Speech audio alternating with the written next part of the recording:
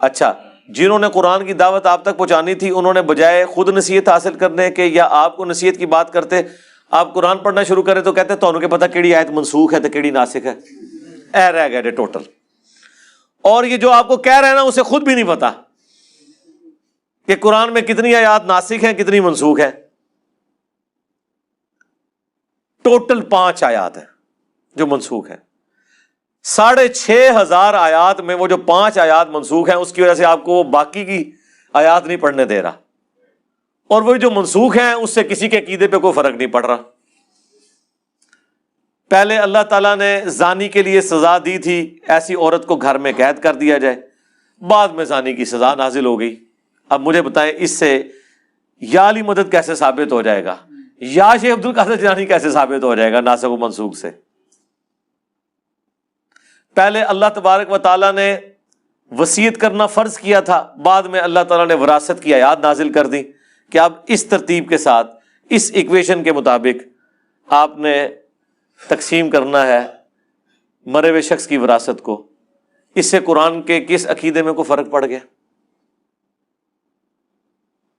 اس طریقے سے یہ دھوکہ دینے کی کوشش کرتے ہیں. پہلے آیا تھا کہ ایک مسلمان جو ہے وہ 10 کے اوپر بھاری ہے، پھر جب مسلمان زیادہ تعداد میں ہو گئے ایمان کا لیول وہ نہیں رہا. اس وجہ سے نہیں کہ پرانے والوں کا ایمان نیچے آ گیا، اس وجہ سے کہ جو نئے والے تھے ان کا ایمان اس لیول کا نہیں تھا، تو اوور آل ریشو پروپورشن تو گرے گا. پھر اللہ نے کہا کہ ایک مسلمان 2 پہ بھاری ہے، اے جی ناسخ و منسوخ. ٹھیک ہے، پھر کہیں گے جی بسم اللہ کی کنسٹرکشن بتائیں. سرکار بسم اللہ کی عربی کنسٹرکشن بتائیں نہ بتائیں، بسم اللہ اللہ ہی کے نام سے شروع ہونا ہے، شیطان کے نام سے نہیں شروع ہونا، نہ عبد القادر جیلانی کے نام سے شروع ہونا ہے. یہ جو کڈنا کہ جے وہ دسو، تسی جو کڈنا کاٹ دو. نکالنا صرف یہ ہے کہ آپ کو متنفر کروانا ہے کہ آپ نے قرآن کی طرف نہیں آنا.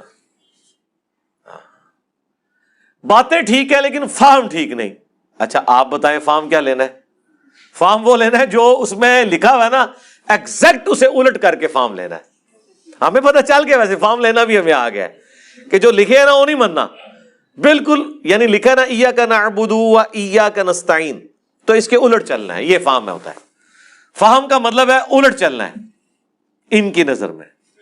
ہاں، اور یہ اس وجہ سے ہے کہ ان کا فہم یہی ہونا چاہیے جو سورۃ الاعراف میں گزر چکا ہے کہ جو لوگ اللہ کی آیات سے روح گردانی کرتے ہیں نا، چھٹلاتے ہیں، تو جب وہ ہدایت کا راستہ دیکھتے ہیں نا اس سے روح گردانی کرتے ہیں، انہیں وہ گمراہی نظر آتی ہے، اور جب گمراہی کا راستہ دیکھتے ہیں اسے وہ اپنا راستہ بنا لیتے ہیں. جو قرآن میں اللہ نے جگہ جگہ کہا کہ شیطان نے ان کے برے اعمال ان کی نظروں میں سنوار دیے ہیں. تو یہ حالت ہے جی. کس کس چیز کا رونا رویا جائے. علم الغیب کے اوپر میں نے تفصیلی ویڈیو مسئلہ 6A اور B علم الغیب سے متعلق فرقہ وارانہ نظریات کا تحقیقی جائزہ وہ ریکارڈ کروا دیا، وہ آپ دیکھ سکتے ہیں. کئی سال پہلے میں ایک بریلوی عالم کے پاس بیٹھا ہوا، تو میں نے ان کے سامنے وہ حدیث بیان کی مسند احمد کی، اور امام بخاری کی کتاب الادب المفرد میں ہے. ایک شخص نے کہا یا رسول اللہ ما شاء اللہ و شئت، اے اللہ کے رسول جو اللہ چاہے اور جو آپ چاہیں. تو نبی اسلام نے فرمایا اجعلتنی للہ ندا، کیا تو نے مجھے اللہ کے مقابلے پہ کھڑا کر دیا؟ ابھی میں نے حدیث اتنی بیان کی ہے نا، تو وہ مولانا صاحب کہتے ہیں جی آپ اس کا مطلب کیا لے رہے ہیں؟ میں نے کہا جو ہے وہی مطلب لے رہے ہیں. کہتے ہیں نہیں یہ مطلب نہیں اس کا.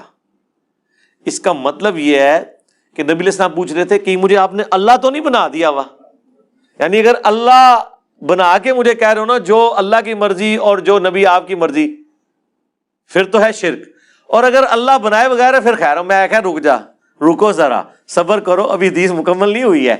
حدیث کے اگلے الفاظ اس کی حفاظت کرتے ہیں، جس طرح اس آیت کے اگلے الفاظ نے حفاظت کی کہ اگر میں خود سے غیب جان لیتا تو میں خیر کثیر جمع کر لیتا اور مجھے کبھی کوئی تکلیف نہ پہنچتی.